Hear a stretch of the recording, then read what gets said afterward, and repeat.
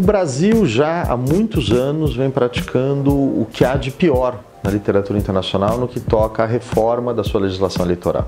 Fazemos uma mini-reforma eleitoral a cada 2 anos, sempre no ano ímpar, sempre conduzida, como há de ser, por força constitucional, por aqueles mesmos jogadores que ganharam a última rodada e jogarão a próxima.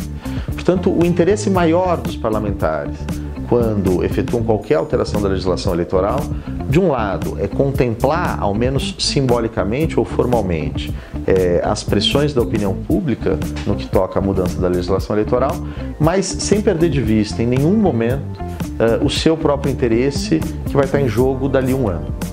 Uma reforma eleitoral, para ser eficaz, para efetivamente ter um efeito benéfico para o sistema, ela deve ser pensada para um futuro mais distante.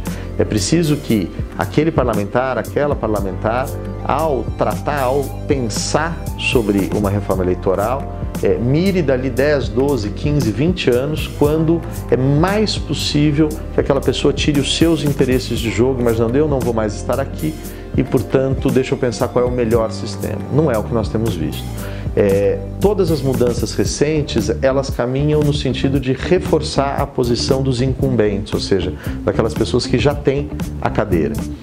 A redução do tempo de campanha, a redução dos meios de campanha, atende um clamor público pela redução de custos, mas o efeito que se tem quando eu não posso apresentar propostas para a sociedade é que aquelas pessoas que já são conhecidas saem na frente. Quem já é conhecido são os atuais deputados e deputadas, enfim, as pessoas que conseguiram fazer propaganda na época em que isso era permitido, e as celebridades, aquelas pessoas que não precisam da propaganda eleitoral para se fazer conhecidas. E não à toa, esse é o tipo de pessoa que tem entrado na política. Quando se fala de novas pessoas na política, em geral, são pessoas que já são conhecidas por outros meios. Não me parece que seja um sistema saudável.